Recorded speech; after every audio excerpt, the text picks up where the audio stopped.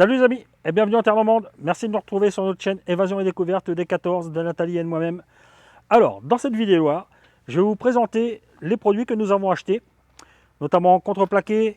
On a le frigo, nous avons l'isolation, nous avons le lanterneau, nous avons aussi le gaz, la production d'eau chaude. Donc tout ça, je vais vous faire voir dans cette vidéo-là. Allez, vous me suivez? Bienvenue dans la caverne d'Ali Baba, les amis. Alors, dans un premier temps, je suis allé chercher du contreplaqué de 19 mm peuplier. Et j'en ai profité pour récupérer des grandes feuilles de carton comme ça qui m'ont permis de faire le gabarit dans le véhicule. Alors comme je vous ai dit, je ne vous fais pas voir toutes les étapes, il y a plein d'autres vidéos qui le font voir. Là c'est vraiment pour que vous puissiez participer à l'aménagement du véhicule dans cette vidéo. Alors le peuplier, il est comme ça. Vous voyez, le plancher il est déjà découpé. C'est déjà une première partie du plancher. Alors les petits trous là, c'est parce que c'est pour pouvoir refixer après ma banquette pour repasser au contrôle technique. Donc là, peuplier 19 mm. J'ai acheté deux grandes feuilles de 3,10 m par 1,53 m, car le véhicule fait 1,75 m de large au niveau du plancher, du bas du plancher. Alors, et les autres planches qui me resteront me permettront de faire toute l'assise en 19 mm ainsi que le couchage. Donc ça me fera une bonne épaisseur. Et pour l'ensemble de ces feuilles, pour les deux feuilles, j'ai payé 250 €. Donc ça, c'est déjà un petit peu d'argent qui part, mais il faut bien commencer quelque part. Nous avons aussi l'isolation. Donc en isolation, nous sommes partis sur l'Armaflex. Alors nous sommes partis sur... J'en ai mis que deux là, mais j'en ai trois. J'ai du 25 mm. Alors le 25 mm, 4 mètres carrés.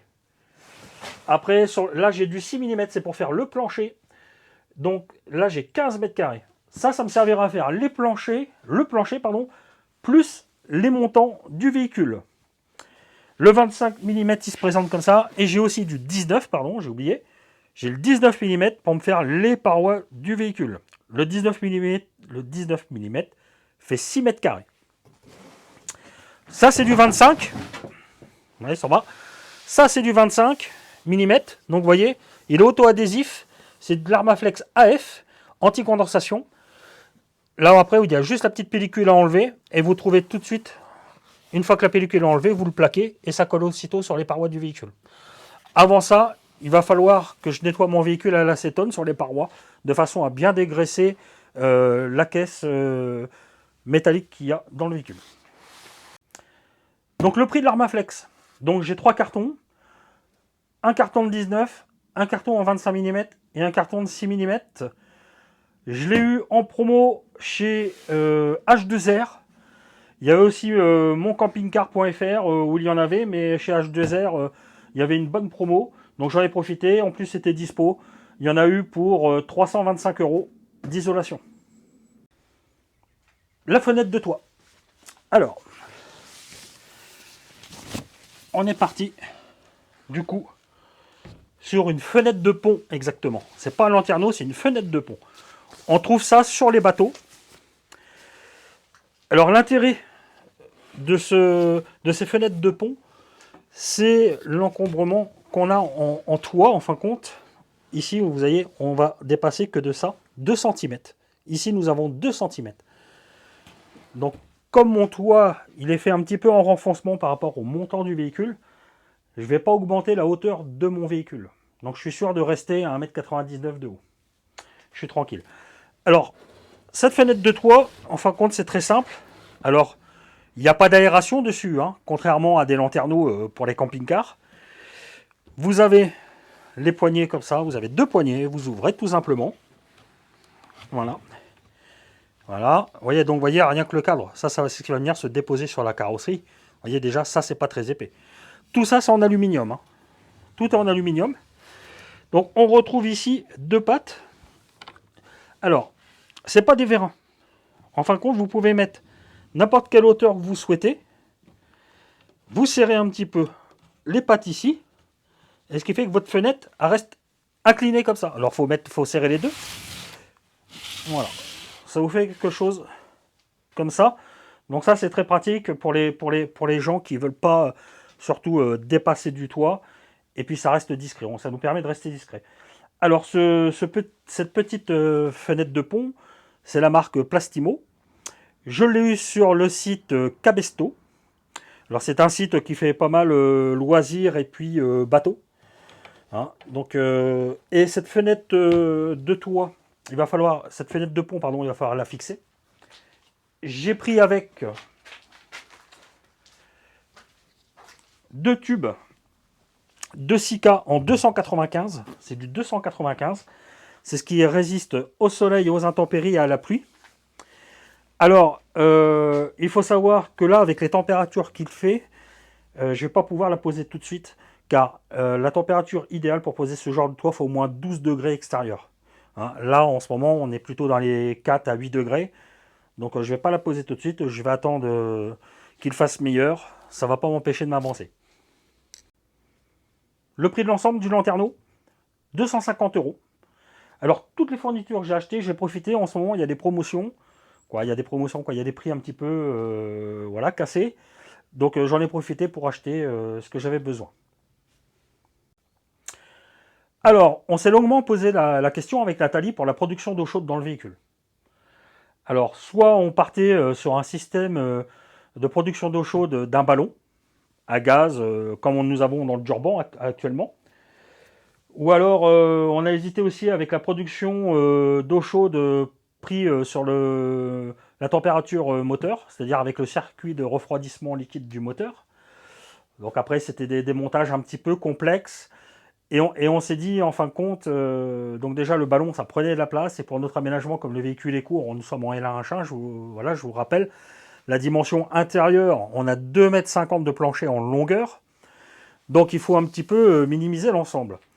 Et nous avons du coup opté pour un Compa Geyser. Alors c'est une petite chaudière à eau chaude instantanée. C'est un système en fin de compte qui est très simple, que vous pouvez même utiliser quand vous êtes en toile de tente, ou vous pouvez mettre dans le coffre d'une voiture. À partir du moment où vous avez une bouteille de gaz et un simple jerrycan, vous pouvez directement avoir de l'eau chaude. Parce que ici vous branchez votre tuyau de gaz, là vous branchez votre arrivée d'eau, il y a une petite pompe émergée qui est fournie avec. Ici ça vous fait votre petit robinet, et là vous débitez. Là vous réglez le débit d'eau, tout simplement. Et la température se fait ici. Plus, moins. La température de l'eau chaude. C'est un système qui chauffe très très bien. Et pour nous, on vous fera voir pourquoi on est parti sur ce genre de chaudière. Vous verrez qu'avec l'aménagement, ça va très bien s'y prêter. Donc le frigo, les amis. Ça va falloir qu'on refroidisse nos aliments. Et puis aussi le cidre surtout. Et le jus de pomme. Alors, le frigo, on est parti sur un CRE 50 Dometic, car il était en promo, en déstockage. Donc au lieu de dépenser encore de l'argent inutilement, on s'est dit c'est un bon petit frigo qui a fait ses preuves. Le prix de ce frigo, on l'a payé 583 euros, neuf. Alors ce qui nous a plu aussi dedans, et ça c'est de plus en plus dans les frigos à compression aussi, c'est que vous avez le compartiment congélateur qui s'en va. Alors ça c'est très bien parce que nous on congèle jamais rien quand on part avec le van. Donc ça nous fait gagner de la hauteur et puis de la place évidemment. La contenance de ce frigo c'est 48 litres. Une fois que vous avez enlevé la partie congélateur. C'est 48 ou 46 litres, je ne me rappelle plus trop en vrai. Donc là aussi, ce qu'on va faire, donc sachez que le véhicule, comme je vous l'avais peut-être dit avant, on va l'aménager à nos goûts. Donc on va essayer de faire un aménagement naturel dans le véhicule, le plus ressemblant à nous en fin de compte, tout simplement. On va pouvoir se mettre des petites couleurs. Voilà, nous on aime bien ce qui est un petit peu coloré. Voilà, et on va en profiter parce que le gris là ça nous plaît pas trop. Et on a de la chance, c'est qu'à 5 km de chez nous, on a quelqu'un qui fait de l'hydrographie.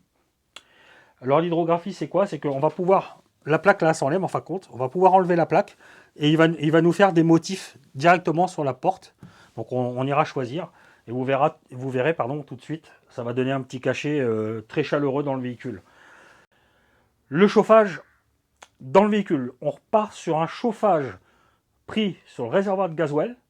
Ce sera un autotherme 2D. Alors cet autotherme, je ne vais pas le poser moi-même. Je ne souhaite pas le poser car c'est quand même quelque chose d'assez sensible au niveau de la pose, que ce soit très bien fait.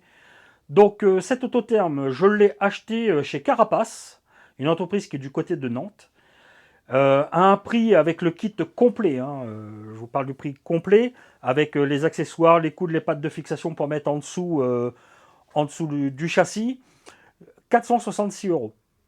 Et il me prend 350 euros pour la pose. Mais ça, on verra ça dans une autre vidéo, l'installation de l'Autotherm. Vous le verrez en même temps que l'isolation du véhicule et puis la pose du plancher. J'essaierai de faire une vidéo un petit peu regroupée. Hein. Donc, alors, l'ensemble de tout ça, parce que vous voyez, on n'a pas encore vraiment tout aménagé. Il me manque le contreplaqué pour faire les meubles. Donc, pour le moment, on est à 1350 euros pour l'ensemble.